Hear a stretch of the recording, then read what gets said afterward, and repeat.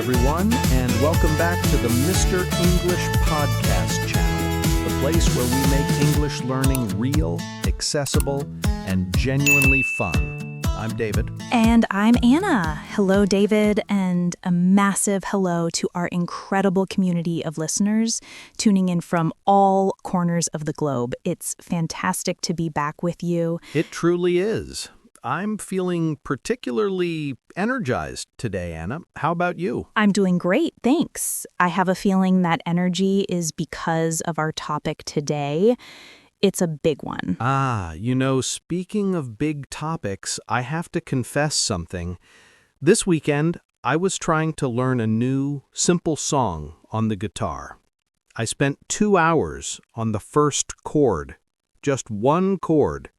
I wanted it to sound absolutely perfect before I moved on to the second one. My fingers were sore, I was frustrated, and in the end, I didn't even learn the song. David, that is the most perfect introduction to our topic today. That feeling of being stuck, of needing everything to be flawless before you even take the next step. It's a huge barrier for so many English learners. Exactly. It's this invisible wall we build ourselves.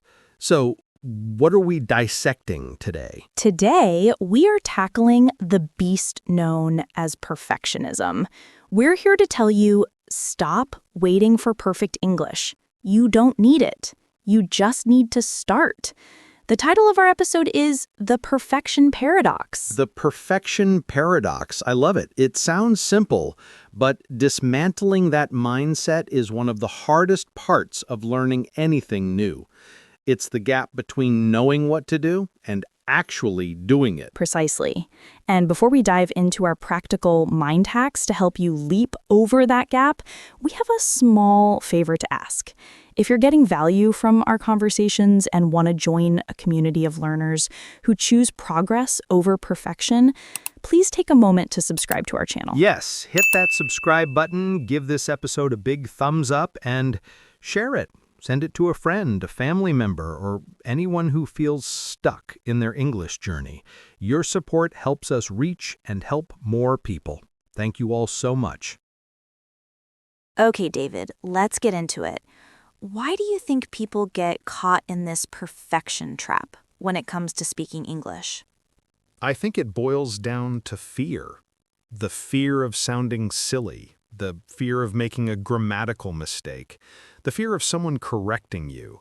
We imagine this whole embarrassing scenario in our heads, and it paralyzes us.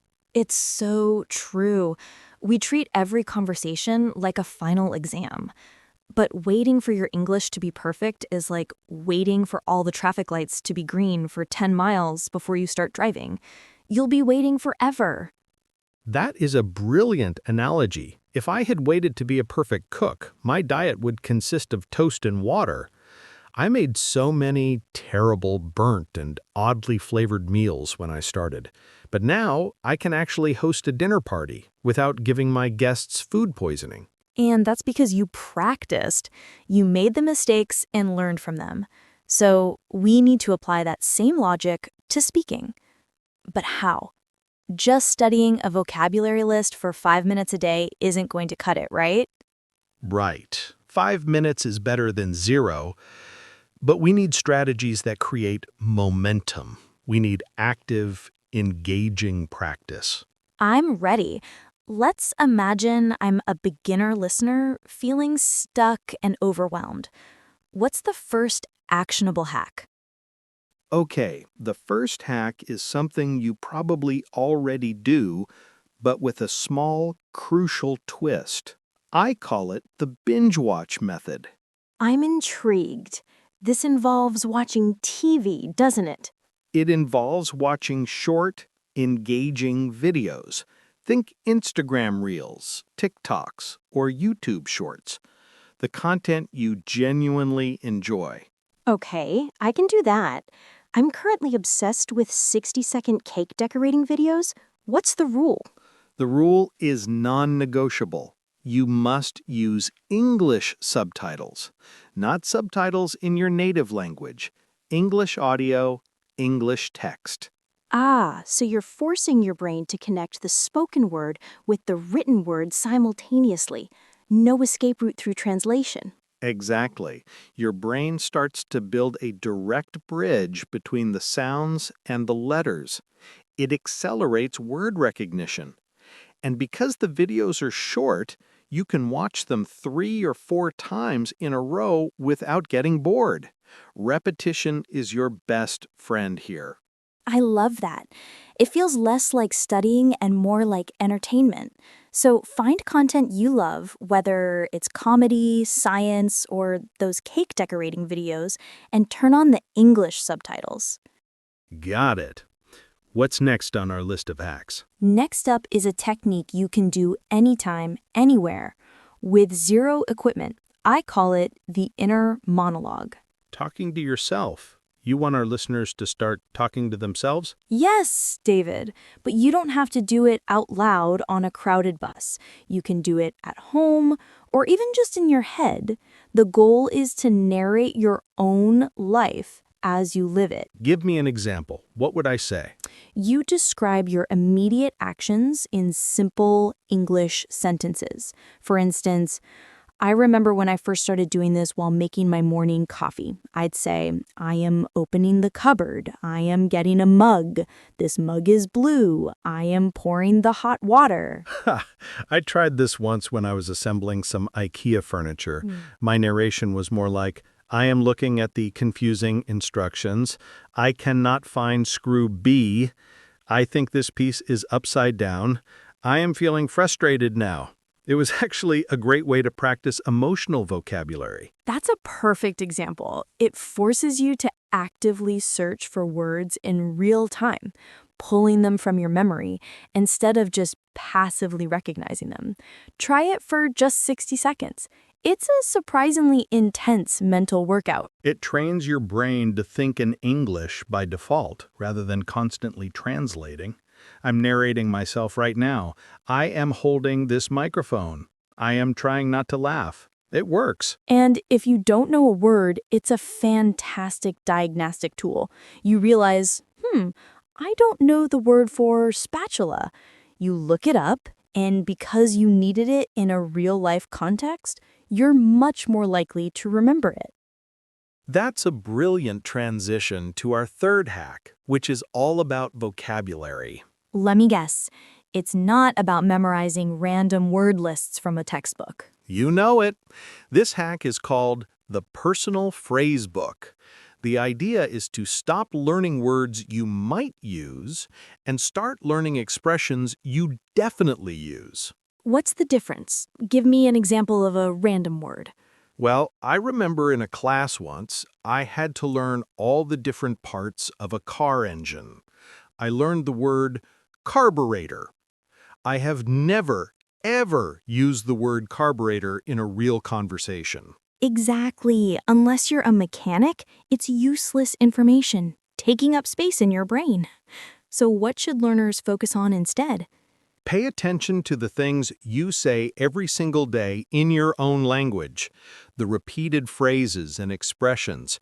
If you often say things like, I'm running late, or what are you up to this weekend, or I could really go for a pizza right now, those are your golden phrases. Learn those in English first. That's so practical. It makes your English immediately useful.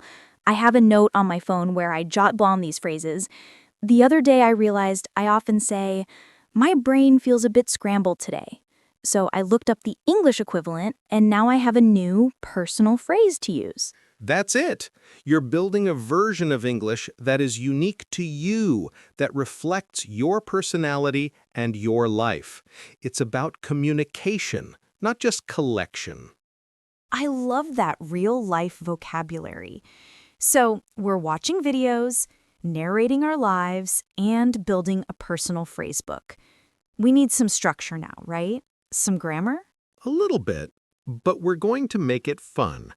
Hack number 4 is sentence cloning. Sentence cloning. It sounds very scientific. It's simple. You take a useful sentence starter, what we call a sentence frame, and you create multiple different sentences with it. Let's take the frame, I've been meaning to. Okay. I've been meaning to call my mom. Perfect. Now clone it. Keep the frame, change the ending. I've been meaning to clean out the garage. I've been meaning to watch that new movie. I've been meaning to try that new restaurant. Look at that! In 10 seconds, you created 4 perfectly grammatical and useful sentences. You're practicing the structure present perfect continuous without even thinking about the grammar rules. You're internalizing the pattern. This is incredibly powerful for beginners. It builds confidence so quickly because you realize you can generate a lot of language from one simple piece. What are some other good frames? Oh, tons. I'm looking forward to. I can't wait to. I'm not sure if. It builds conversational muscle memory. It makes speaking feel less like a difficult calculation and more like a natural reflex. This is all fantastic. Okay, I feel like I'm ready for the final hack. What is it? The final hack is the most physical one. We're taking your mouth to the gym. This is the vocal gym. Exercise for my mouth? You mean pronunciation practice? Yes, specifically by reading out loud. But there's a strict rule. You must read for 5 to 10 minutes without stopping, no matter what. No stopping? What if I mispronounce a word or don't know its meaning? You keep going. Don't pause. Don't look it up. Don't correct yourself. Just keep the forward momentum. Wow, that's intense.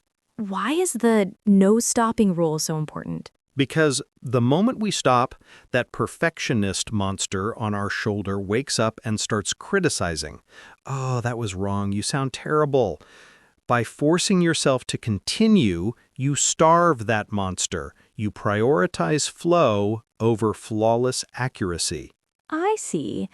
It's about getting your tongue, lips, and jaw used to the physical movements and rhythm of English. It's literally building new muscle memory. Exactly. The first time I did this for 10 minutes straight, my jaw was actually a little sore. That's when I knew it was working. I was physically adapting to a new language. What can people read? Anything? Anything at all. A news article, a page from a book you enjoy, a blog post. Or, for a bonus round, you can read the transcript of this very podcast episode out loud. Oh, that's a brilliant idea. You get to practice the flow of natural conversation. You can be Anna, and I'll be David. Wait, no. I want to be Anna. Okay, you can be Anna. The point is to get comfortable hearing your own voice speaking English. It can feel strange at first, but that voice is your new tool. You have to own it. Anna, as we've gone through these 5 hacks, I've noticed a common theme. What's that? Not a single one requires a teacher or a classroom. You can do all of this by yourself at home for free. That's the beauty of it. You can learn English in your pajamas. But the key ingredient is action. It's the difference between passive learning and active learning. Absolutely. You can listen to English podcasts all day while you work, which is great for exposure. But if you never open your mouth to produce the language yourself, you'll remain a permanent passenger. You'll never get in the driver's seat. You have to produce language. Even if it's messy, even if it's full of mistakes, remember, mistakes aren't a sign of failure. They are concrete evidence that you are trying. A mistake is a stepping stone, not a roadblock. That's a powerful mindset shift. It's everything. English is a tool for connection, not a test of your intelligence. Okay, let's do a quick recap of our 5 mind hacks. What was number 1?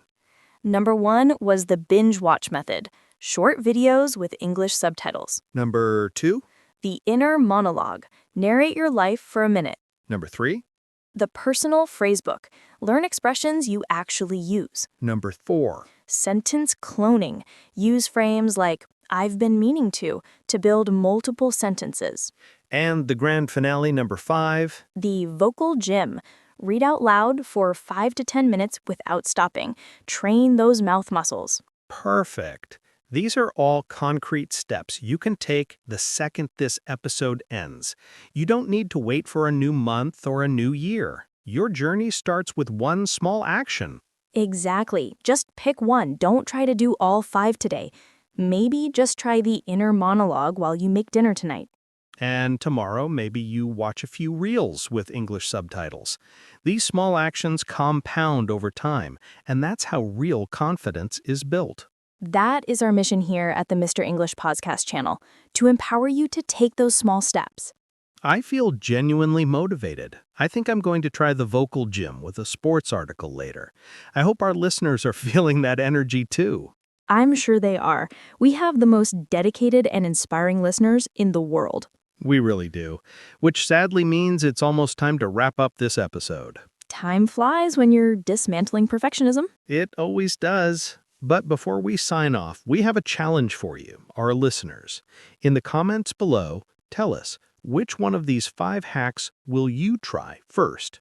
Are you going to try sentence cloning or maybe the binge watch method? Let us know. When you write it down, you make a small contract with yourself. It makes you more likely to follow through. Make that promise to your future English-speaking self today. And of course, if you found this episode helpful, please don't forget to subscribe to the Mr. English Podcast channel and click that notification bell so you never miss a conversation. And a thumbs up is always appreciated. It really does make our day. It makes me do a little happy dance in my chair. Thank you all so much for your time and attention today. You are doing an amazing job just by showing up. Keep taking those small, imperfect actions. We believe in you.